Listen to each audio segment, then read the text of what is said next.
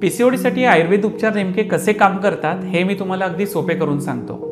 आयुर्वेदानुसार PCOD हा वात, पित्त आणि कफ दोषांच्या असंतुलनामुळे होतो, ज्यात कफदोष आणि मेदधातू यांचा बिघाड हा मुख्य असतो। हा बिघाड अंडाशयातील सूक्ष्म मार्गांना म्हणजेच चॅनल्सला ब्लॉक करतो आणि हार्मोन्सच्या कार्यामध्ये अडथळा निर्माण करतो।